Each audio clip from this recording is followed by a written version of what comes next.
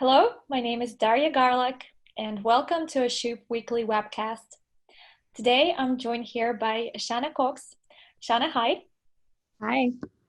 Would you like to introduce yourself and tell us about your role with Shuup? Yeah. Hi, everybody. My name is Shanna Cox. I just joined Shuup as their head of growth and operations, and excited to talk to you today about sort of the impact that 2020 and all the events in 2020 have had on sort of the e-commerce boom, as well as some ways that Shuup has worked with some of our clients um, to help them adapt. I see. Well, I mean, it's not a secret that the COVID-19 that actually broke in 2019, but we mostly felt its impact on the, society and economy and businesses in 2020, as early as March 2020. And due to a number of restrictions introduced by governments of a number of countries, and as a result of COVID outbreak and efforts to protect people from it, um, businesses have suffered. And in the first place, there were, retail, restaurants, entertainment, travel businesses. And in some countries, governments were trying to help those businesses. In other countries or in other places, those businesses, they were just left to their own means and they had to do, something to survive. So Shanna will give us a quick overview of what actually has happened in 2020 caused by, COVID-19 outbreak, and what results did it bring in terms of businesses and e-commerce. Shanna, could you please give us a little bit of, 2020 introduction? Yeah. I mean, I think, there were already a lot of trends towards e-commerce and companies thinking about how to digitize their offering. I think, with the advent of the pandemic, those trends just accelerated. So like if you're looking at this chart, and this information came from McKinsey, you see, between 2018 and 2019, there was already a higher proportion of customer interactions that were becoming more digital. And then, between 2019, first half of 2020, it really exploded almost, I think increasing by something like 75%. So it was up 16 points globally, and accelerated another 20 points. So So in a way, COVID was a catalyst for basically natural phenomenon that was happening in the business world. yeah, companies were already, sort of adopting these models, and customers were also adopting, but there were a lot of folks that were sort of lagging in adoption for one reason or another. Some businesses maybe didn't see the need to, fully invest in these capabilities yet. Some customers maybe just liked doing things the way they wanted. With the pandemic, and government closures, as well as people necessarily, having to change their behavior out of necessity, it really increased and accelerated these trends. I see. So when we look, when we look at more on a store by store basis, more experiential stores saw a larger increase in their e-commerce business. So a store like Ulta, for instance, they experienced a 200% increase in their e-commerce business in the first half of 2020. And typically a store like Ulta, which sells a lot of makeup and more experiential products that people like to try on, they had folks who were more likely to kind of go into the store, try those things on, try the makeup on before actually purchasing. While department stores, which already had a large proportion of their customers shopping online, they saw a more modest increase of like 50 to 60% in their e-commerce business in Q1 and Q2 of this year. So it looks to me like bigger stores that already had somewhat implemented e-commerce, online businesses, and they were doing some retail business online. They were not affected that much, or some even, had a significant gain from 2020 and being, already and have all means to succeed in this in these times. But what actually happened to stores that were fully brick and mortar? What changed there? Yeah, I mean, I would just clarify that I think, you know, a lot of businesses that had any sort of brick and mortar operations felt an impact. They just saw, you know, an increase in their e-commerce business if they had it, in a decrease in sort of their brick and mortar business. But of course, like brick and mortar shopping declined really dramatically. I mean, there were government mandated closures. There was a loss of foot traffic. Even like essential businesses that stayed open, like grocery stores, they saw less frequent visits, less time spent in store. There was something called sort of mission-driven shopping, which folks are just getting in and getting out as fast as possible, and making sure they're just getting what's on their list. All right, and I believe that normal grocery store marketing and putting all those, tricky things that children normally like, they didn't work anymore in 2020 because people just wanted to shop by the list, and they had, I understand, also limited finances due to this crisis caused by all the restrictions. So, all right, grocery stores suffered, but what is the general effect of this on businesses? Yeah, I wouldn't say grocery stores suffered. They actually, their sales increased initially when people were sort of doing some panic buying, and then because people still needed to buy groceries and buy food, they still purchased those things, but they might have purchased it online. But they definitely, when they were making an in-person visit, it was, they were spending less time on average, and they were going less frequently because they were able to use these online channels. I would Right. say businesses that invested heavily in e-commerce, in order to sort of pivot, had to think about like really how to offer their services or product in a digitized fashion. Most retailers were impacted. I mean, we saw a lot of notable household names experiencing some bankruptcies in 2020. Companies like Lord & Taylor, Neiman Marcus, J. Crew, GNC. What's interesting is when these companies go bankrupt, sometimes the light version of these shops, just the branding and e-commerce and IP, are acquired by firms that are sort of dedicated to building out portfolios that are operating these types of like light asset model businesses.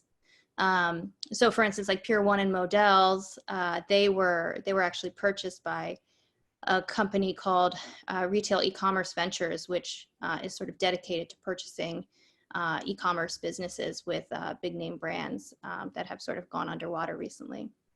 And for smaller businesses, it definitely can be difficult for them to pivot if they can't afford or didn't know how to digitize their offering. So, obviously we saw in the US, across the world, we saw a lot of shop closures. In the UK, for instance, 11,000 shops closed in the first 7 months of the year, and 6K reopened, but there was still a net loss of 5,000 shops that remained closed. And, a proportion of those were small businesses, and this is double the number of shops that closed the year prior. So this is a big shift. Right. And I understand that small and medium businesses also, they're important for the economy. So it is in our interest as well to support them. But what bothers people at the moment is nobody actually knows what's going to happen in the future.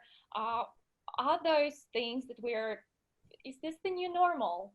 Is this how it's going to be forever? Or like what of the changes that we've experienced going to stick, and what's going to go back to pre-COVID times? Yeah, nobody really knows. I think it's like you mentioned, it's super difficult to predict exactly what things will look like. There's a lot of folks that at least have sort of some insight into the holiday season. So, a lot of companies, instead of investing in in-store customer-facing holiday workers, they're actually pivoting towards more holiday fulfillment workers, because they anticipate a lot of their business is going to continue to be done online throughout the holiday season. So for instance, Target announced that it's going to continue hiring the same levels of holiday workers that it did before, about 130,000. but it's going to use them to support their omni-channel services rather than having additional in-store customer service reps. All right. Well, thank you for this clear and honest answer. And I understand that there is a lot of speculation going on the internet, but after all, we'll just have to be prepared, or try to be prepared for anything that might happen. But what about more long-term changes? Yeah, I think, more long-term, again, there's so much uncertainty, so it's really hard to say.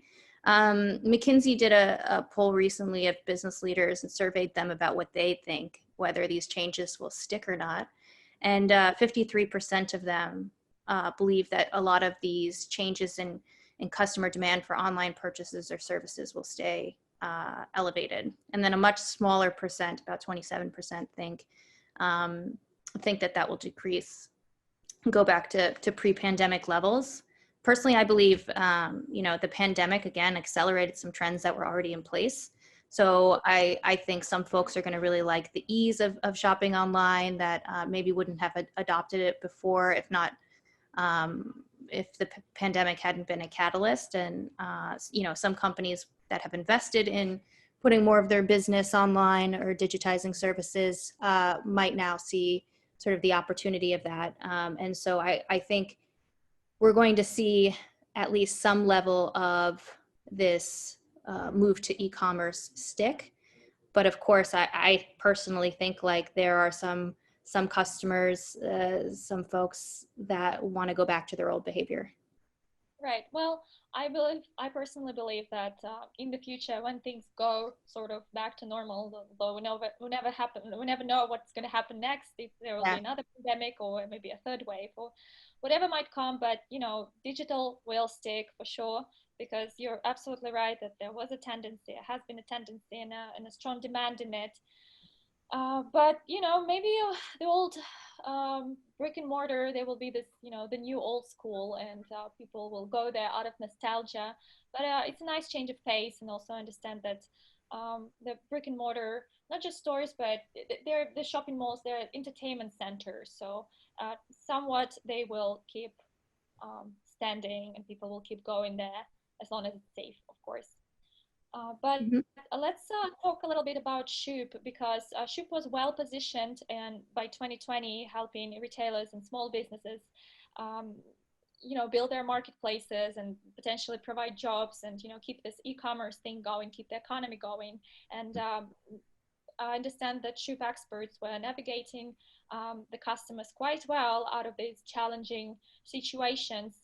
Are there some specific examples of how Shuup actually helped companies adapt and survive, I must say?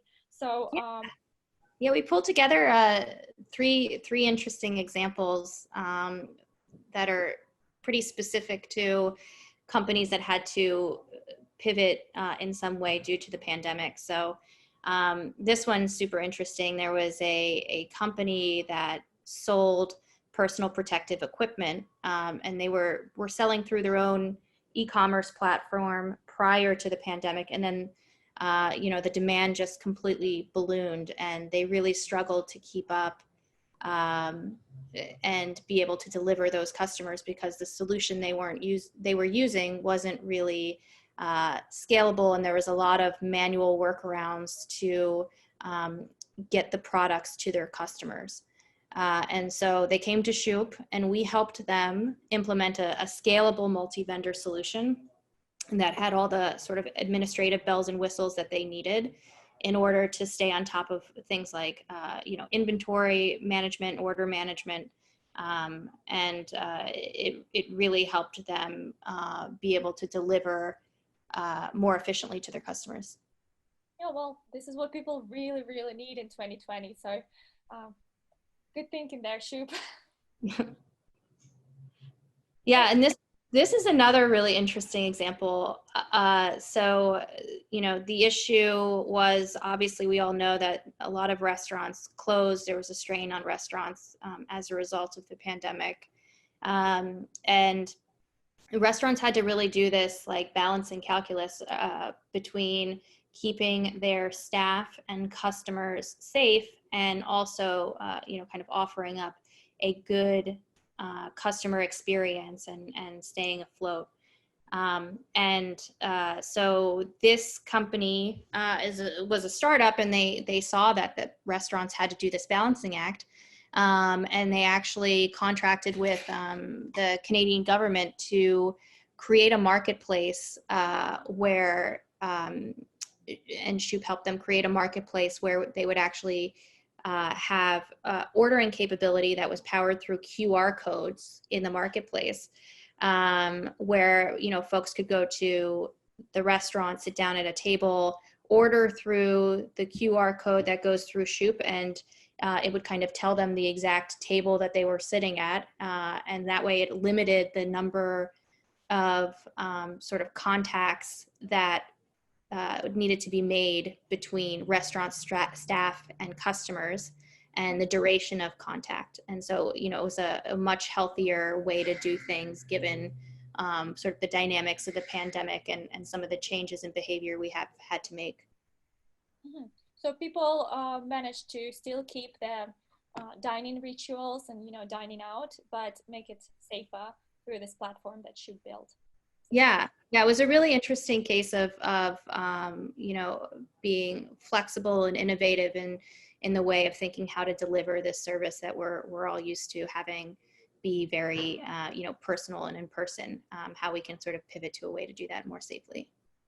And it's very different from just food delivery to your home, because it's not the experience people actually really miss, and I personally do too.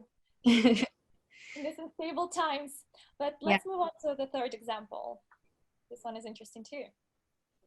Yeah, so this was a client of ours that their business was essentially helping folks book and schedule experiences. And with the pandemic, they had to think about not just what's the best way to deliver experiences, but how do we deliver experiences that were typically in person and now have to be remotely done. And so we were actually able to help them implement a virtual event marketplace. So people can buy tickets, they can also book, they can attend these virtual events, all from the Shuup platform, and from many different vendors and providers of these experiences on just one platform.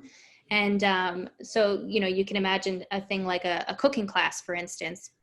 Now you can, through this client, they buy the tickets, they book it, and then you can actually attend the virtual cooking class and get to interact with people while you're learning a new skill. So it's pretty interesting, and there's a lot of instances of different types of classes and different types of events that can take place that still kind of keep that social element intact, which is sort of the core of these more experiential events. So they were able to interact with each other as attendees. It's not just like watching a YouTube tutorial. Yeah, exactly. So you can imagine like a Zoom cooking class, or like a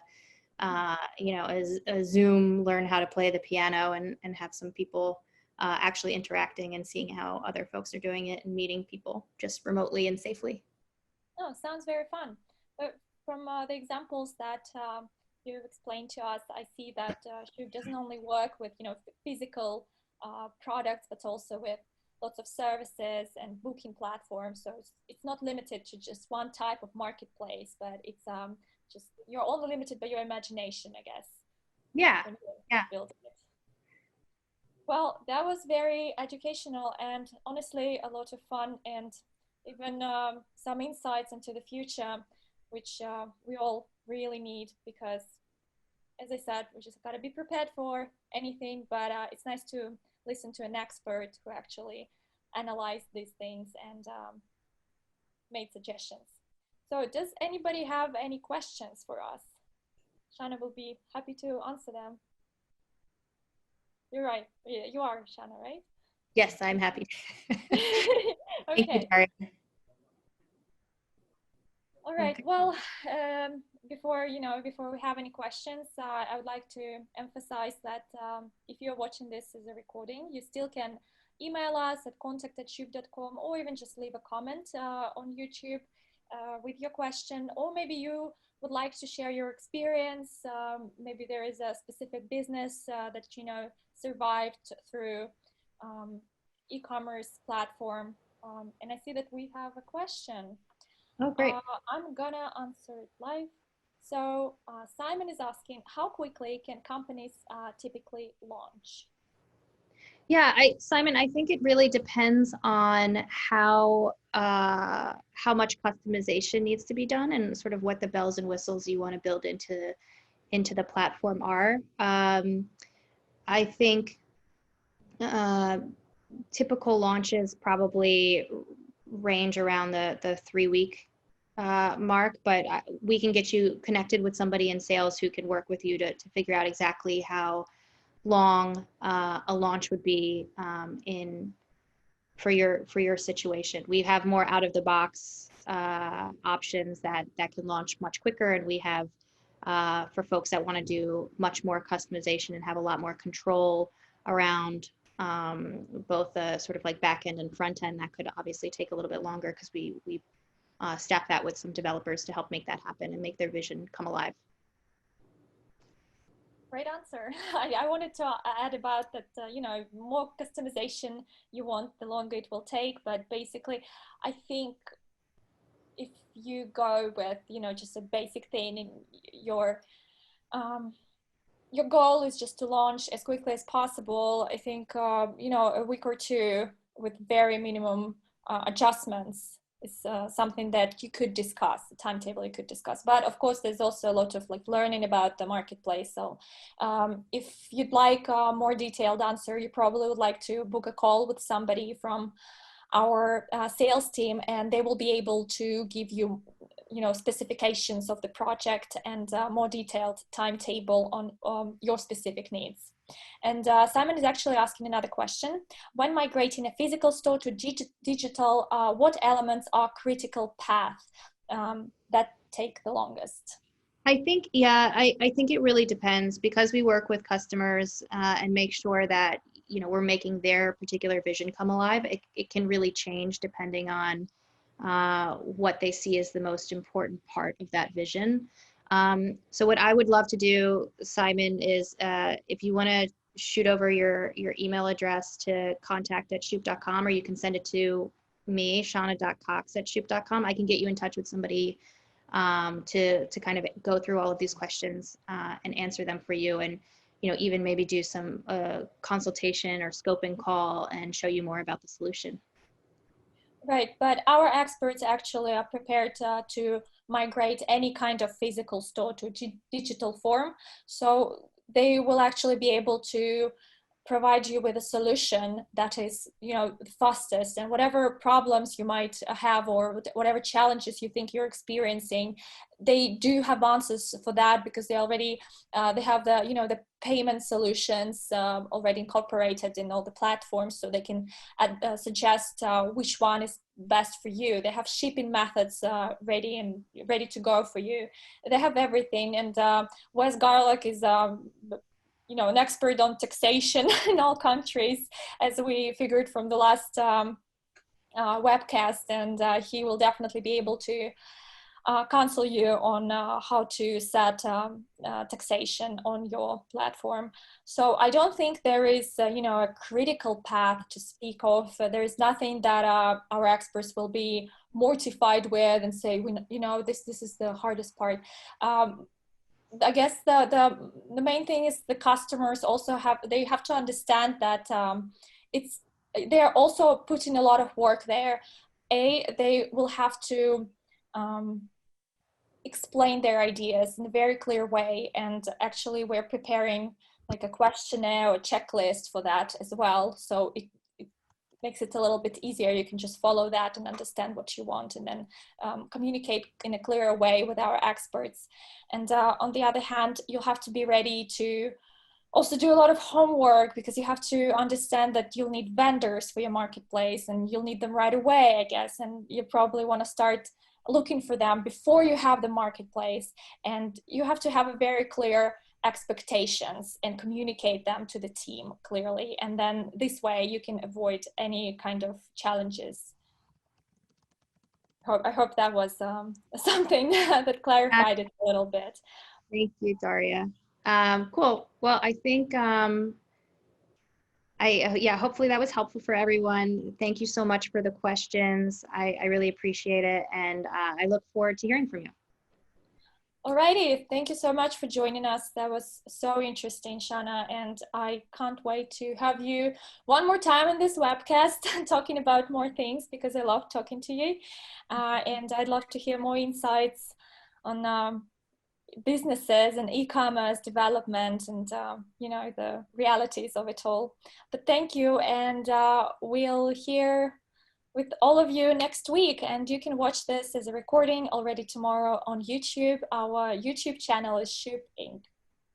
Okay, great. Thank you. Thank you. Bye bye.